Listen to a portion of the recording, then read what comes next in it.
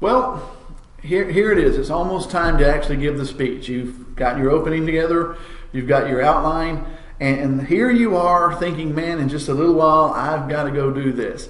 And I wrote extensively about this. I'm trying to find my pen here in the book, and this is something that we all know is true for so many people. You know, this big old thing that we call the fear of public speaking. So many people are just horrified of the idea of speaking before a group. Now listen, I've never understood that. I told you in an earlier video that I've never understood that. Back in my high school days, I was just a big ham.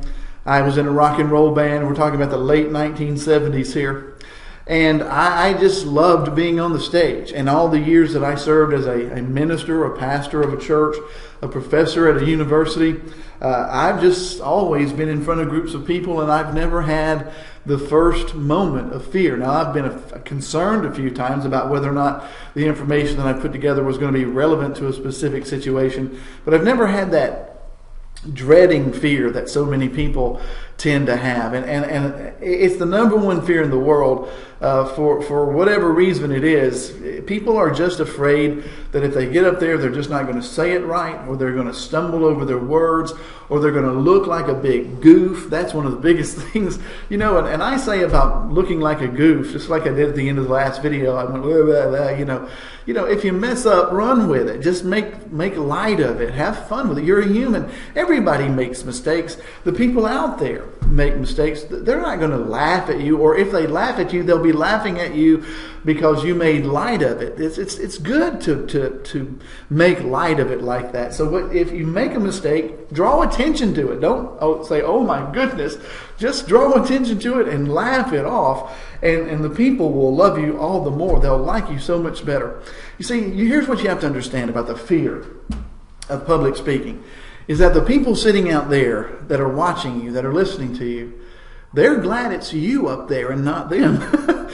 They're just as afraid as you are, and you're actually much stronger and much more confident than they are because you're the one that's up there. So what I'm saying is, just understand that they're glad that they're not having to do it, and so therefore you have nothing to fear. So I've given you some principles in the book about how to overcome the fear of public speaking, even though I've never had it.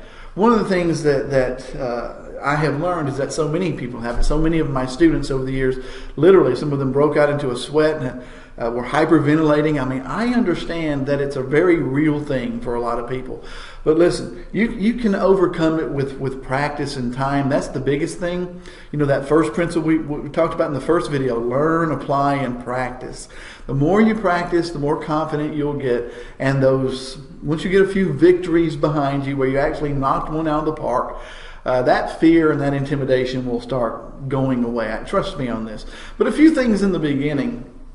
First of all, look at your own life and look at your own successes. I mean, look back over where you have been in your life. Look at the things that you have done, that you have accomplished, and say to yourself, tell yourself in some strong, positive self-talk, I'm somebody. I accomplished this. I got this degree or that master's degree or that doctorate. I led the company to transformational change, or I've got straight A's on my transcript here at the university, or I married the best looking lady in the history of the universe. I mean, whatever. You've got to look at yourself and say, I've got some real successes under my belt, and because of that, this is a minor thing in the grand scheme of everything else I've done. So give yourself credit for what you've done and say to yourself, if I can do the things I've done in my degrees or in my careers or in my relationships or my other successes, then certainly I can put together a 5, 10, 15, 20 minute speech or even longer. So look at your successes. Secondly, give yourself a lot of positive self-talk.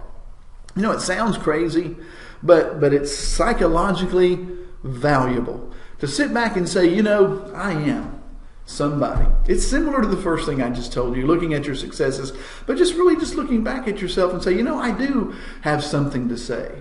I've been hired here, or this university has accepted me. I am somebody. I am a person of value. I value myself, And I value my career. I value what I'm trying to do here. I value my peers and my colleagues. I've got something to say. They like me. I like myself. And I can do this. So positive self-talk. Look at your successes. Look at some positive self-talk and say some things to yourself positively rather than saying, oh my God, what if I blow it? What if I say something stupid? What if I do this? What if I do that? So what? What if you do? The world won't come to an end. Remember, number 3, your career, your life, your world is not going to be defined by this one business presentation or this one speech.